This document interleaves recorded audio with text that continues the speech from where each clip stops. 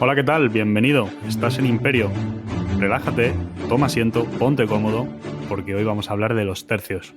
Sí, los tercios, esas unidades militares de élite que revolucionaron por completo los campos de batalla europeos y de las cuales muchas veces se dicen auténticas barbaridades y otras no tanto.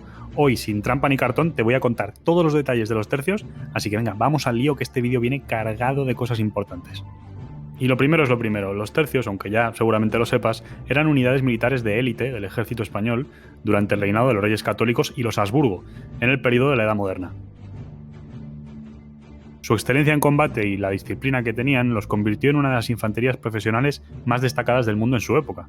A diferencia de los ejércitos formados con reclutas temporales o mercenarios, los tercios estaban integrados por soldados que eran voluntarios y además eran profesionales. Este modelo representó un avance enorme en la organización de los ejércitos europeos modernos, porque su estructura y las tácticas de combate se basaban en las innovaciones introducidas por el gran capitán, Gonzalo Fernández de Córdoba. Una de sus contribuciones más destacadas fue la integración efectiva de las armas de fuego, como por ejemplo los arcabuces, con lanzas, espadas y demás, marcando una nueva era para la infantería en los campos de batalla, que fue comparable prácticamente a las falanges macedonias, las legiones romanas o incluso, ¿por qué no?, la Wehrmacht alemana. Los tercios se forjaron su reputación y demostraron su valía en bastantes batallas emblemáticas, y seguramente te suenan algunas como la de Bicoca en 1522 o la de Pavía en 1525. Se formaron alrededor de 1530 y adquirieron su reputación gracias a un intenso entrenamiento y al alto número de veteranos que había en sus filas. Además, eran dirigidos por miembros de la baja nobleza, lo que añadía un carácter distintivo y un orgullo especial a estas unidades. Y antes de que te me despistes, ¿cómo empezó todo esto? Pues muy sencillo. Durante la Guerra de Granada, entre 1482 y 1491, el ejército de los Reyes Católicos se organizaba básicamente en tres tipos principales de soldados: los piqueros, que estaban inspirados en los piqueros suizos, espadachines con escudo y ballesteros, quienes más tarde empezaron a emplear el arcabuz, una de las primeras armas de fuego.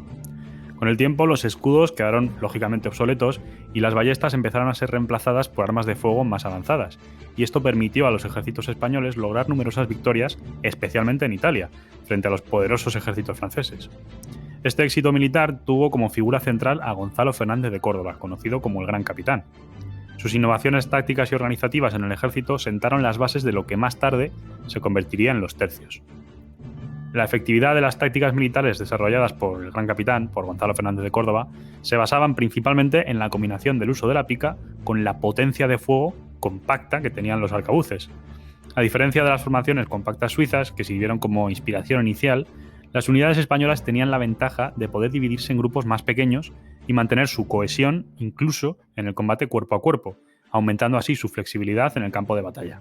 Entre los hitos que consolidaron el modelo militar de los tercios se encuentran tres ordenanzas clave que, desde la conquista de Granada en 1492 hasta las campañas de Fernández de Córdoba en Nápoles en 1495, definieron la administración militar española. Por ejemplo, en 1503 la Gran Ordenanza introdujo la adopción de la pica larga y la organización de la infantería en compañías especializadas. Y ojo, presta atención a esto, porque se suele decir que el primer tercio surgió en 1534, pero esto es un error enorme. La primera mención, en realidad, a este tipo de unidad aparece recogida en las ordenanzas de Génova de 1536, por las que se organizaba el ejército de Italia en tres tercios: el de Nápoles, el de Sicilia y el de Lombardía y Niza. Bueno, llegados a este punto, yo creo que ya tienes bastante claro que los tercios fueron determinantes en numerosas batallas clave, pero tienes que conocer algunas, por ejemplo, como la de Mühlberg en 1547, donde las tropas imperiales de Carlos I derrotaron a una alianza de príncipes protestantes alemanes.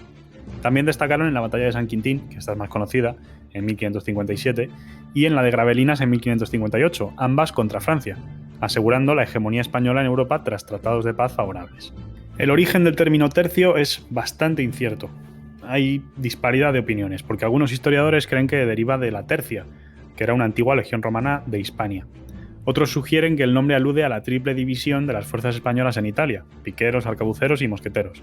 También existe una teoría que hace referencia a las 3.000 tropas que componían las primeras unidades, una idea que supuestamente estaría respaldada por el maestre de campo Sancho de Londoño en un informe dirigido al duque de Alba.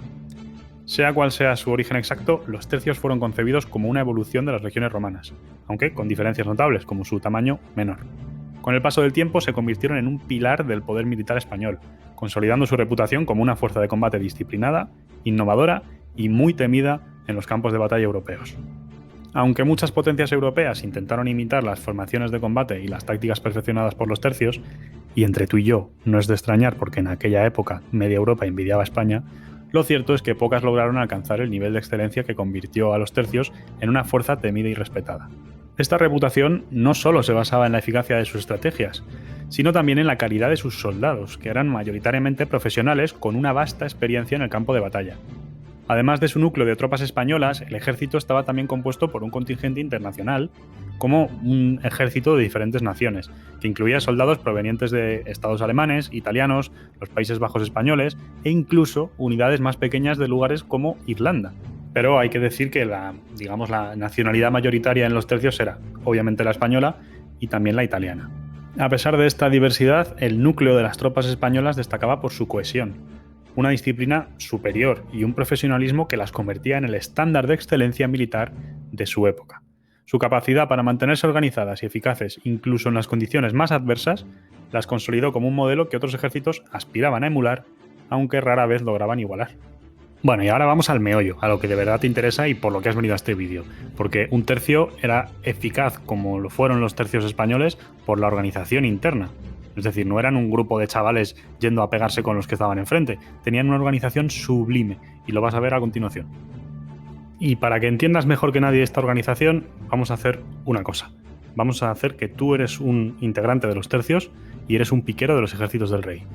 Tu arma es una larga pica de 6 metros.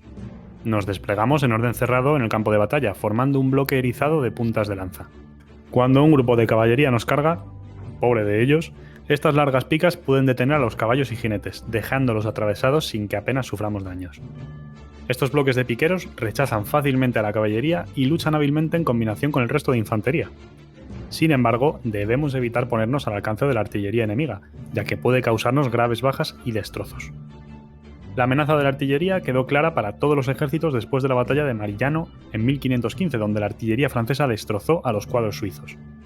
Aunque las piezas de artillería son de poco alcance y difíciles de mover en terrenos abruptos o fangosos, como en los campos de Flandes, por ejemplo, una infantería como la nuestra se mueve mejor en estos estrechos espacios entre canales, diques, puentes y murallas. Toma nota de eso. Hay que decir que no todo el monte es orégano. Una desventaja de estos cuadros es que son formaciones defensivas. Necesitamos otra infantería y caballería para realizar acciones ofensivas. Sin embargo, cuando combinamos arcabuces con picas, conseguimos mayor flexibilidad y dejamos de ser únicamente defensivos para convertirnos en una fuerza ofensiva letal. Los arcabuceros pueden atacar, y si es necesario, refugiarse detrás de las picas. Las grandes formaciones de los tercios surgen con la técnica que nosotros llamamos el arte de escuadronar. La formación más típica es el escuadrón, que tiene un núcleo central de piqueros. A los flancos se sitúan guarniciones de 5 filas de arcabuceros para protegernos de un ataque de caballería. Y al frente hay una vanguardia de arcabuceros y en las esquinas se sitúan mangas de arcabuceros para atacar en cualquier dirección. En estas mangas es donde reside el potencial ofensivo de los tercios. El escuadrón debe resistir los ataques por sus 4 lados, por lo que los piqueros mejor armados, que suelen llamarse coseletes o picas húmedas, y aquellos con las mejores armaduras se tienen que colocar en las posiciones enfrentadas al enemigo. Las picas secas, que están menos equipadas, ocupan las posiciones interiores. La cara principal del escuadrón, la de vanguardia, enfrenta al enemigo en el campo de batalla y es allí donde se colocan los hombres mejor protegidos, priorizando evidentemente los flancos y la retaguardia. Para formar las primeras filas de la vanguardia se eligen a los más veteranos, soldados particulares, aventureros y personas de renombre, que por la calidad de sus personas merecen ese premio, la honra de combatir en vanguardia. Además, estos suelen ser quienes tienen los coseletes más lujosos. Y bueno, será mejor que de esto nos entere el maestre de campo, pero en teoría las picas secas no deberían entrar en combate, porque se considera que si los hombres en las 5 primeras hileras caen, ya no se puede esperar mucho más del escuadrón. Cuando entramos en combate hay mucho debate sobre la posición que deberían ocupar los capitanes. Algunos dicen que la primera hilera es para ellos, mientras que otros creen que deberían estar en las mangas de arcabucería y mosquetería. En fin, con esto yo creo que ya has aprendido cómo se organizaban los tercios, por qué eran tan brutales y por qué se les temía tanto en los campos de batalla europeos, y espero que si tienes preguntas me las dejes en comentarios y que veas el próximo vídeo y estés atento porque se vienen cosas bastante chulas.